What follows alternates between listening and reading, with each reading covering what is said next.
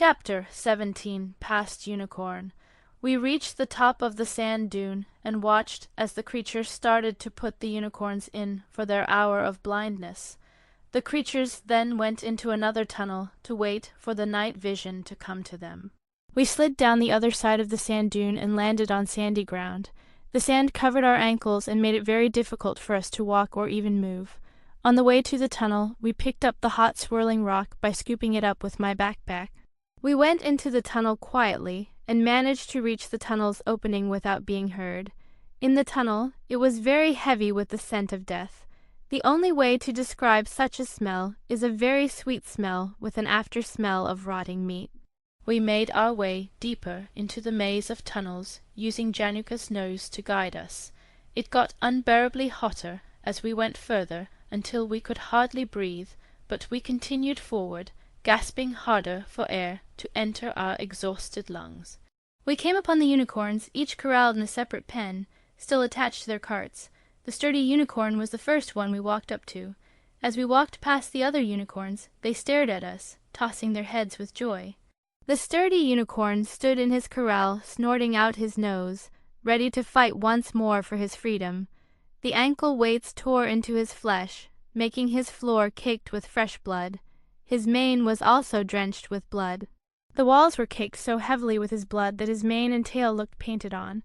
But we noticed out of all the pens, his food bin was empty. Tolo said, "It's too late for this one. He must have eaten the flesh of another unicorn." The female unicorn came up to her gate and said, "My husband has not eaten of unicorn flesh, nor drank the blood of one. Instead, he has buried them deep in the sand under our hoofs." We went to her, and I began rubbing her velvet like nose. Tolo asked, "Will he allow us to talk to him?" The female unicorn said, "My husband is understanding, but trusts no one, not even his own brother." Lily went to his corral and said, "Dear unicorn, I can't free you like the rest, nor remove the weight. I can massage your legs and clean your wounds if you will promise not to run and to listen to what we have to say." The unicorn snorted and reared as Lily opened the gate. Killen pleaded for her to not do this, but she told Killen they needed this unicorn to help them. He also needed to gain their trust. She went in, slowly as he ran at her, stopping as he got up to her, and she fell backward onto the blood-soaked ground. Instead of screaming, she stood back up as though his actions didn't scare her, though my heart was in my throat watching her take this chance. Still using a kind voice, she said, "If you wish to kill me, do so, but if you do, we will not be able to help you or the others." He let out another snort as he put his nose on her head and asked, "What do you wish of me?" Lily bent down and rubbed his legs softly with her hands as he stood perfectly still through the pain. She told him of their plan. "We are going to free the whole herd by loosening the hitches on the locks, so if pulled too hard, they will break. The weights will be removed, but you must still act as if they're heavy. Once outside, you need to break loose. We will be in your cart hidden under the cloth.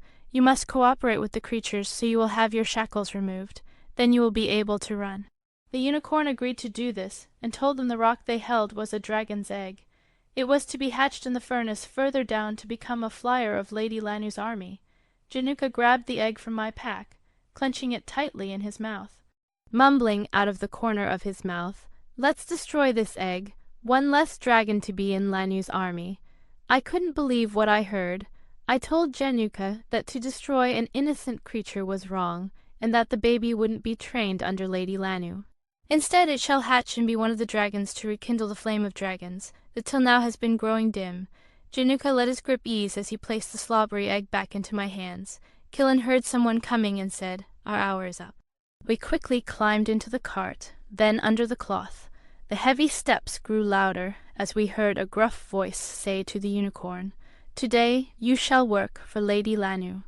The unicorn snorted and said, "Today I will work, but not for your lady." With the end of his words we heard the crack of a whip. The cart began to move forward, tossing us back and forth with its motion. We felt every bump as we went over rocks and mine tracks. I held the egg close to me in the pack to make sure it wasn't going to crack with all the jarring. We saw a light going through the cloth. After a long ride, it became much easier to breathe, so we knew we were out in the daylight heading for the other tunnel. There were hoof beats behind us, so we had a feeling the other unicorns, seeing their lead stallion give in, were following his example. When we came to the small dune where the other cart had tipped over, we held our breath, shifting our weight to hopefully help make the cart stay upright. Soon it grew dark again, which meant we were at the other tunnel's opening. None of us, except Killen, knew what was on the other side of the tunnel. The cart went down steep inclines, up steep hills, until we again saw the light through the cloth. It began to get extremely hot. We were starting to sweat under the cloth, praying the creature would not smell us. If it did, we knew we would have to act quickly. Lily let the little gnome out of her pocket and told him, "Climb onto the unicorn's mane and into his ear. Instruct him to run as fast as he can, and tell the others to do the same." The little gnome for once didn't complain and quietly did as he was told. After a struggling climb, the little gnome reached the unicorn's ear, telling him quickly what to do. The unicorn made a funny whinny and began to run. A thundering sound of hooves began. We knew the others had done the same. We had to make sure the creatures would recapture not one unicorn. Luckily, our lead unicorn was just missed by a breath of the magic lasso. Unfortunately, his mate, who was weak with hunger, was captured by the same lasso. The lead unicorn was about to turn and go back for her when unexpectedly Januka jumped out of the cart and onto the sand. "Get them to safety. I'll get her, I give you my promise." The unicorn stalled, not knowing what to do, till Killen yelled, "Go." With a growl, the lead unicorn started to run with a stream of tears hitting our faces. We watched as Januka ran and jumped onto a creature as two others started to run up to put their lassos around his neck. Before we could see what happened, the cart went over a dune, and Januka was gone from sight. The lead unicorn, with the others close behind, ran for what seemed like an hour or more until finally he fell to his knees. He was exhausted from running with the weight of all of us. Toph, out of the cart, felt the ground with his hand and said, "No creature is following." The other unicorns looked at their leader. He snorted and said, "I have done a good deed to renew us. Please take off the chain holding me to Lanu." Tolo came up to him and took the chains in his hands. He began to pull, but being weak himself, had to stop. Killen came up and began to pull. The chain broke into shreds of metal. The unicorn didn't get up, but told the unicorns that started to surround him, "Go to the forest where you must stay until Diamang Chaser comes for you." They ran off to the right, and soon they were out of sight. All but two, who refused to go without him. He was going to wait for his mate no matter how long it took. Perhaps he knew something we didn't. We waited till nightfall, still no sign of Januka. We buried our legs into the sand to keep them warm. The night grew cold, as frost covered the sand and seemed to make the desert look like hills of glass.